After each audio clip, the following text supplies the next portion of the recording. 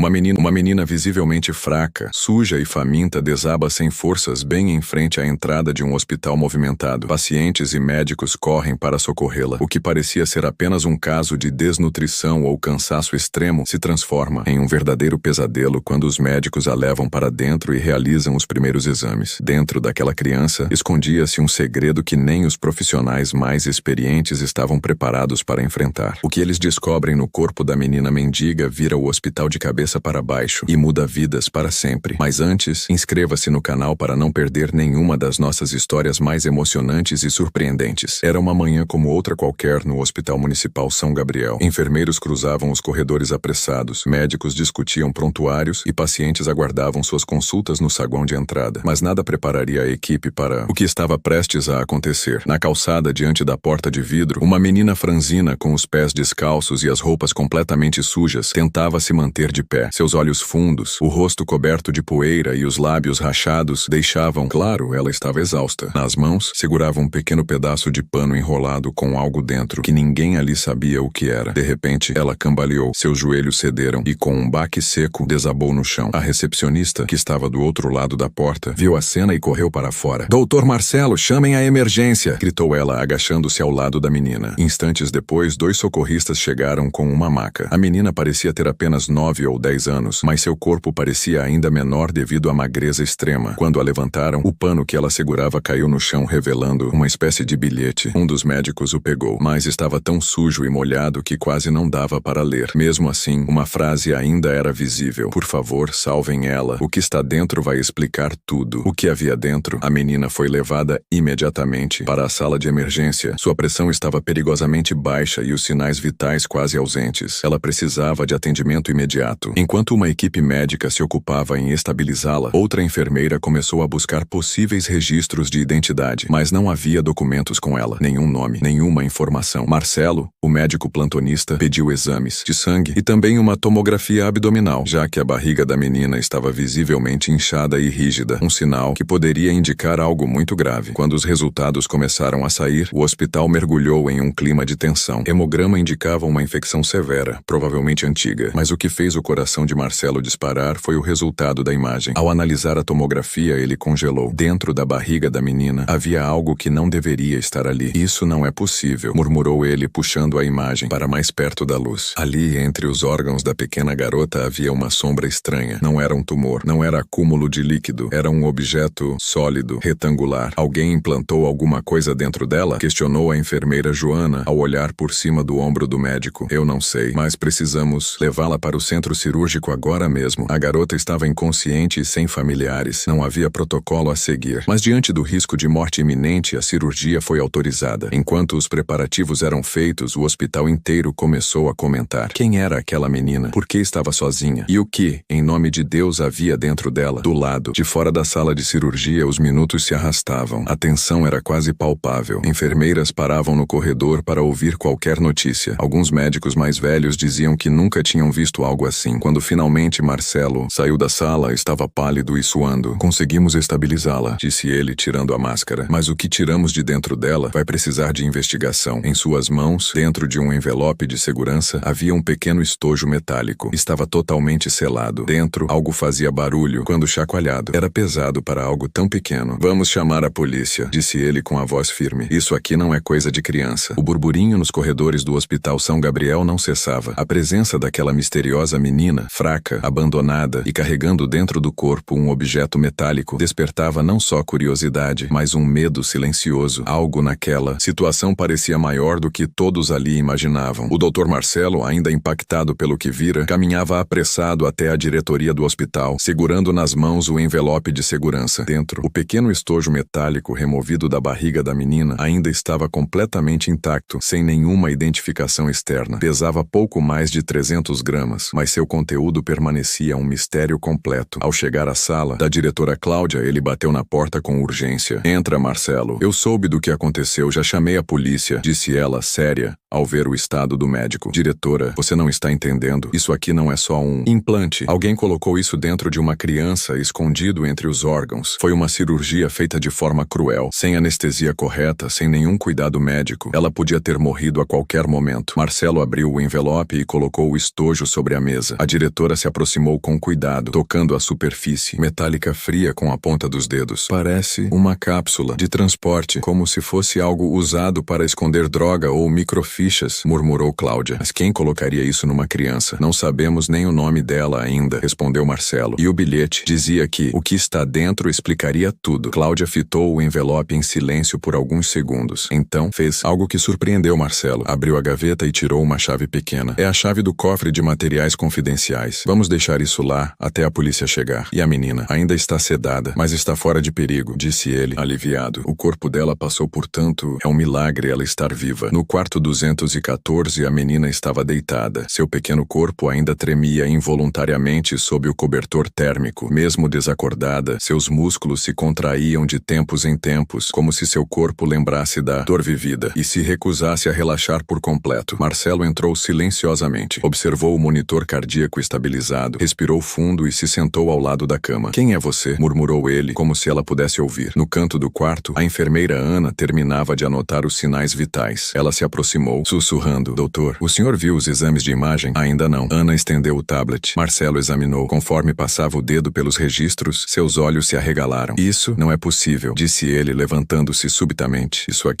aqui é um segundo implante? Sim, não é metálico como o primeiro, mas parece ser biotecnologia, explicou Ana, hesitante. Algo semelhante a um rastreador. Ele está alojado no tecido adiposo da coxa direita, quase invisível. Marcelo esfregou o rosto com as mãos. Isso está indo longe demais. Quem fez isso com ela tinha conhecimento médico e intenção. Não era só alguém tentando esconder algo. Era alguém tentando transformar essa menina em um container humano. E o mais estranho, disse Ana, é que o corpo dela aceitou tudo. Nenhuma infecção grave. Quase como se ela tivesse sido preparada para isso. Mais tarde, naquele mesmo dia, a notícia da internação da menina sem nome correu pelos corredores. Médicos, enfermeiros, recepcionistas, até mesmo os pacientes internados queriam saber quem era ela, de onde veio, por que fizeram isso com uma criança. Enquanto isso, Cláudia recebia um telefonema. Do outro lado da linha, uma voz fria e pausada, que não se identificou. Diretora Cláudia, peço que me escute com atenção. A menina internada hoje no São Gabriel precisa permanecer viva. Ela carrega dentro de si algo que não pertence a este país. Cláudia gelou. Quem está falando? Como sabe da menina? Eu sou alguém que está tentando evitar uma tragédia. Há pessoas que virão atrás dela e não vão se importar com inocentes no caminho. Protejam-na, ou vocês verão o hospital nas manchetes, e não por motivos positivos. A ligação caiu. Enquanto a polícia ainda não chegava, Marcelo não conseguia se afastar do quarto 214. Algo naquela menina o prendia. Não era só curiosidade médica. Era um laço estranho, como se a alma dela gritasse por socorro e ele fosse o único a ouvir. Até que, repentinamente, a menina mexeu os dedos. Marcelo levantou-se num pulo, aproximou-se da cama. Olá, disse suavemente. Você está segura. Está no hospital. Ninguém vai te machucar. Ela abriu os olhos lentamente, grandes, castanhos e assustados. Você não é o homem do carro, murmurou quase inaudível. Marcelo congelou. Que homem do carro? Você lembra de algo? Ela apertou os olhos e virou o rosto ofegante. Ele me deixou ali e disse que se eu falasse, eles me tirariam tudo, até meu irmãozinho. Marcelo se ajoelhou ao lado da cama. Seu irmão? Você tem um irmão? Ela não respondeu. As lágrimas escorriam de leve, silenciosas, e ela apenas sussurrou. Não posso falar. Eles me ouvem até aqui. A tensão aumentava a cada segundo. Marcelo saiu do quarto, foi até a diretoria e trancou a porta. Lá dentro estavam ele, Cláudia e 2 investigadores que haviam acabado de chegar, o delegado Silveira e a inspetora Érica. Temos 2 urgências, disse Marcelo. A primeira é proteger essa menina. A segunda é descobrir o que diabos é essa cápsula que tiramos de dentro dela. Silveira olhou para o objeto metálico sobre a mesa. Abrimos. Cláudia hesitou. Marcelo assentiu. O delegado colocou luvas, pegou uma pequena chave de precisão e cuidadosamente girou o lacre lateral da cápsula. Um estalo agudo ecoou na sala. Ao abrirem, o conteúdo caiu sobre a mesa. Um pequeno cartão branco, parecendo um chip de memória, e uma folha dobrada com letras em vermelho. Cláudia abriu a folha com luvas. No topo estava escrito: Projeto Nova Semente, Gênese 4.1. E abaixo, a criança carrega o início. Se ela cair, tudo cai. Ela é a única compatível. O receptor está a caminho. Protejam-na. O silêncio na sala era absoluto. Isso aqui, disse Érica à inspetora, é maior do que a gente pensava. Isso é tráfico genético, biotecnologia clandestina. Isso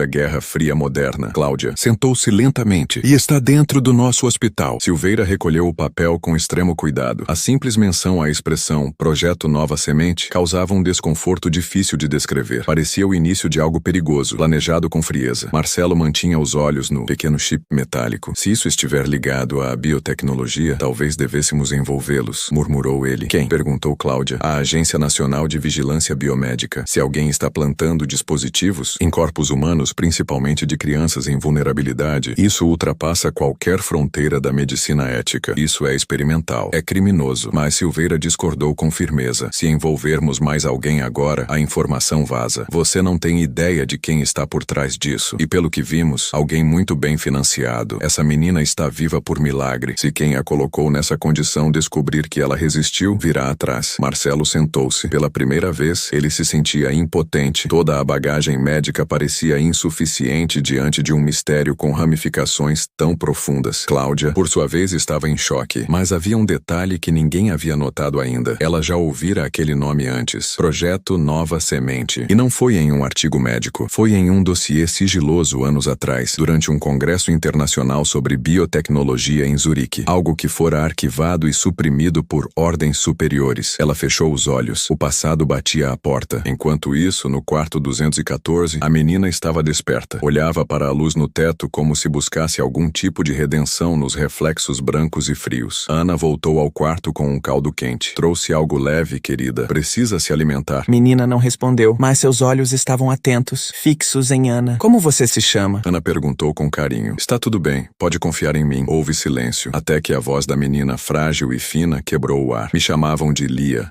Ana sorriu. É um nome lindo. De onde você é, Lia? Lia hesitou. Eu não sei. Lembro de estar em um lugar com paredes de vidro. Tinha cheiro de remédio e barulho de máquina. Eles me punham para dormir, muitas vezes. Ana segurou a colher no ar, paralisada. O olhar da menina era sério demais para alguém tão jovem. Ela falava com a maturidade de quem viu coisas demais. Você lembra de alguém que cuidava de você? Um homem, de jaleco. Tinha um sotaque diferente. Ele me chamava de número 7. Ana sentiu um calafrio. Por quê? Ele dizia que eu era a única que resistia aos testes. Na sala da diretoria, Cláudia abriu sua gaveta pessoal. Entre papéis e crachás antigos, retirou uma pasta azul marinho com lacre dourado. Todos olharam. Eu nunca deveria mostrar isso, disse ela com voz tensa. Mas já estamos no meio disso, então talvez seja a nossa única chance de entender. Na primeira página da pasta, uma única imagem. Um laboratório subterrâneo com crianças em camas, ligadas a tubos. No topo, a mesma inscrição. Projeto Nova Semente. Genética aplicada à sobrevivência extrema. Marcelo folheou as páginas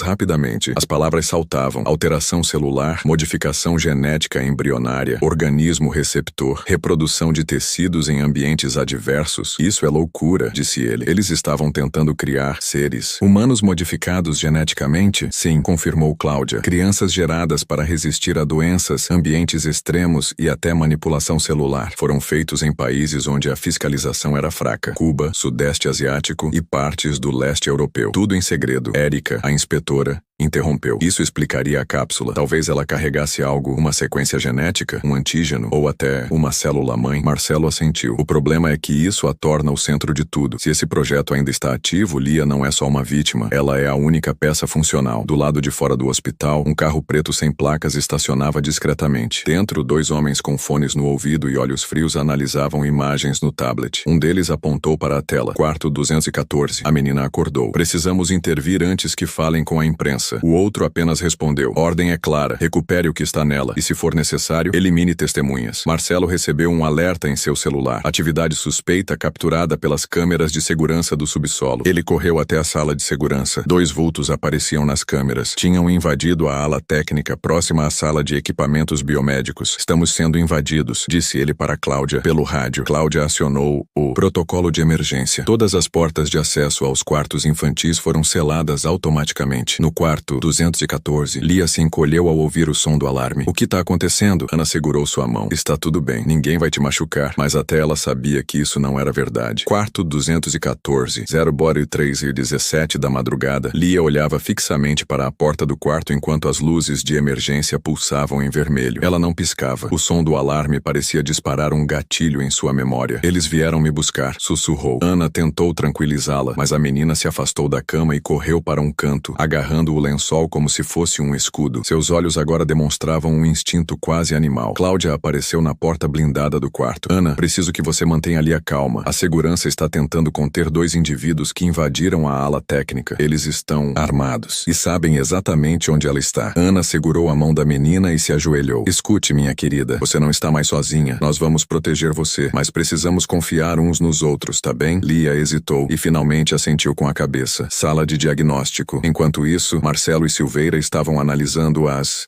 últimas imagens da cápsula extraída de Lia. Uma leitura 3D mais precisa revelou que ela não carregava apenas dados, mas material biológico encapsulado. Um minúsculo compartimento de vidro guardava células vivas, aparentemente mantidas em hibernação. Silveira arregalou os olhos. São células-tronco, com modificações genéticas. Isso aqui não é apenas um teste. Isso é o modelo original. Marcelo sentou-se, atônito. Isso vale bilhões. Eles não a queriam viva. Eles queriam o que ela carregava. E, se possível, não deixar rastros. Silveira completou. Se ela for levada, eles podem reiniciar todo o projeto. Subsolo técnico. 03 a 34. 2 seguranças do hospital caíram desacordados. Os invasores avançavam com precisão militar, usando armamento não letal, mas eficiente. O homem que liderava a ação, de codinome Rook, usava lentes de visão térmica e se comunicava por rádio com um terceiro membro da equipe, posicionado do lado de fora do hospital. Localização confirmada. Quarto 214. Tempo de extração. 3 minutos, sem erros, mas eles não contavam com Erika. A inspetora já havia acionado reforços e, com uma pistola em punho, posicionou-se próxima ao corredor central. Ela conhecia táticas de infiltração, sabia que um confronto direto seria suicídio, então agiu com astúcia. Enquanto os homens invadiam a ala pediátrica, Erika disparou o alarme interno de vazamento químico. O som estridente desorientou os invasores. Gases inertes liberados automaticamente começaram a preencher os dutos. Um deles tirou o capacete tossindo descontroladamente. Erika avançou por trás, atingindo o primeiro com um bastão tático. O segundo, mais ágil, virou-se a tempo de puxar a arma, mas não viu Cláudia, que surgia atrás com uma seringa de sedativo. Os 2 homens caíram, mas Rook desaparecera. Quarto de manutenção. 03 e 46 e Rook havia conseguido escapar pelo sistema de dutos técnicos. Ele se posicionava agora diretamente sob o quarto 214, observando tudo por uma câmera portátil acoplada no teto falso. Ativando o plano B, murmurou. Ele retirou do bolso um controle remoto com uma única função: acionar um segundo dispositivo interno que fora implantado em Lia, escondido debaixo da pele no ombro. Era um rastreador, mas também um inibidor neural. Se fosse ativado, Lia perderia a consciência em segundos. No quarto, de repente Lia cambaleou, caiu de joelhos. Seus olhos começaram a se fechar. Ela tá desmaiando de novo, gritou Ana. Marcelo chegou às pressas e percebeu o que estava acontecendo. Alguém está interferindo no sistema nervoso dela à distância. Precisamos bloquear o sinal agora. Silveira, do laboratório, correu com um aparelho de frequência eletromagnética portátil, usado originalmente para desativar marca-passos defeituosos. Ele o posicionou contra o ombro da menina. Com um estalo e uma faísca sutil, o chip secundário foi desativado. Lia recuperou os sentidos, respirando com dificuldade, mas consciente. Ela olhou para Marcelo e murmurou: eles não vão parar. John, os invasores rendidos, o hospital foi cercado por forças especiais convocadas por Erika. O diretor do hospital foi informado. As portas permaneceriam fechadas por 48 horas. Nenhuma informação poderia vazar. Na sala de vigilância, Cláudia, Silveira, Marcelo e Erika assistiam à gravação das câmeras. No último frame, antes da desativação do sinal, viram o rosto de Rook, frio, impassível, sem medo algum. Esse homem, disse Erika, não é um simples mercenário. Ele é parte da origem disso tudo. Marcelo fechou os olhos. E, agora, não se trata só de proteger a menina. Se esse projeto voltar à ativa, o mundo inteiro vai pagar o preço. Lia despertou ao amanhecer com o rosto iluminado por um fino raio de sol que atravessava a persiana. Ana segurava sua mão com carinho. A menina franzia a testa como se estivesse lutando contra algo dentro da própria mente. Então, de repente, ela sussurrou: eles não conseguiram levar todos, mas algumas crianças ainda estão lá. Ana sentou-se na beirada da cama, surpresa. Quais crianças, meu anjo? Lia apertou os olhos e se concentrou. Imagens vinham em flashes. Corredores brancos, seringas, homens com jalecos e crachás, outras crianças sendo levadas, e ela escondida dentro de um armário de metal. Nós não tínhamos nomes, apenas códigos. Eu era L-17. Eu vi a L-09 ser levada pelos soldados. Ela gritou, mas eles não pararam. O coração de Ana apertou. Ela correu para chamar Marcelo, Cláudia e Silveira. Na sala de pesquisa, Marcelo e Silveira vasculhavam os dados da cápsula retirada de dentro de Lia. Após horas decodificando os arquivos, encontraram o que pareciam ser plantas e registros. Médicos de uma instalação chamada Complexo Vortex 12 lá constavam 32 perfis de crianças geneticamente modificadas. Os códigos